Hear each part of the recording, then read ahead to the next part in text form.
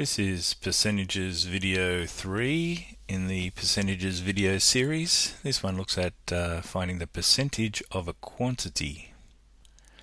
To find the percentage of a quantity, we write the percentage as a fraction over 100, and then we multiply by the quantity. Having a look at an example, we're asked here to find 28% of 300 kilograms. So we're finding a percentage, 28%, of a quantity, and the quantity this time is 300 kilograms. Okay, we're going to convert each of these parts of this question into a workable format. 28% we're going to turn into 28 over 100. So that's just turning a percentage into a fraction like we saw in a recent video. Of, we're going to turn into times, because almost all the time in mathematics of means times, and we'd certainly use it as replacing the word of in this question.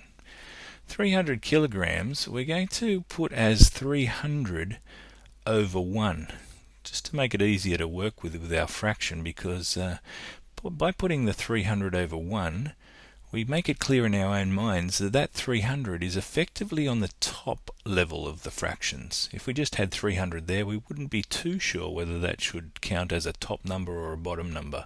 Any whole number could be placed over 1 to make it easier for our brain there. And we'll just remember that we're working in kilograms, and we'll remember that at the end when we have our final answer. So 3 conversions there, 28 over 100, we've converted of into times, and we've just put the amount, the quantity there, over 1 to make it clear for ourselves. Now we're allowed to here, even though we haven't multiplied yet, we're allowed to find things that divide into the bottom and into the top, as long as we divide the bottom and the top by the same number. So I think you can see here that 100 could divide into the bottom here and into the top of the other fraction. We're allowed to do that when we're multiplying. It makes the numbers much simpler. So we'll divide that bottom 100 by 100. 100 into 100 goes once. And we'll divide the top by 100. And I think you can see that 100 will go into 300 here 3 times. So it makes the numbers a lot smaller. Then we've got a situation where we're just multiplying the remaining fractions. Across the top we multiply. 28 by 3 is 84. And along the bottom we'll have to think of the bottom as having a 1 times a 1, which we'll write in for now. But any whole number, any fraction over 1, we don't have to write that bottom 1 in necessarily. And we'll have to remember now, and now's the time to remember, when we've got our final answer of 84, that we were working in kilograms all along. And so 28% of 300 kilograms ends up being 84 kilograms.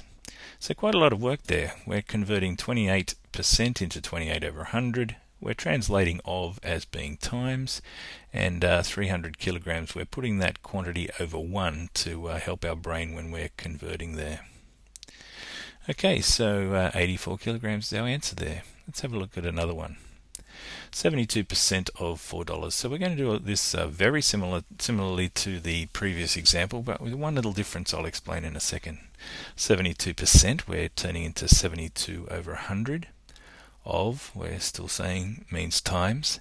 Now 4 isn't a very big number to work with, so it helps a lot if we can turn small numbers like $4 into a number that's bigger to work with. Now we can convert $4 into 400 cents, and we're going to do that because it'll make the question a lot easier here.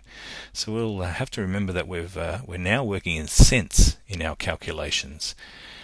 Like in the previous example, we'll write that quantity over 1, and we'll look to see if we can divide things into the top and the bottom. Once again, that 100 is on the bottom. That's no surprise, because all of these percentages would be turned into something over 100.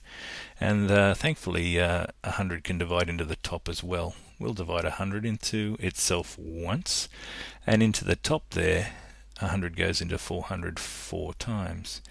And then we'll just multiply across the top. 4 times 72 is 288. Across the bottom, 1 times 1 would be 1. We don't have to write that 1 in, so we've got 288 cents Now we started off with dollars, so it would be sensible for us to turn 288 cents back into dollars and cents. So we, in the end, have 72% of $4. In the end, the final answer is $2.88. We converted it into cents, and then we turned it back into dollars and cents for our final answer. Okay, so just to recap, to find the percentage of a quantity, we'll write the percentage as a fraction over 100, and we'll multiply by the quantity. Hope you enjoyed that video, some good learning there, and we'll have our final percentages video coming up real soon. See you then, bye.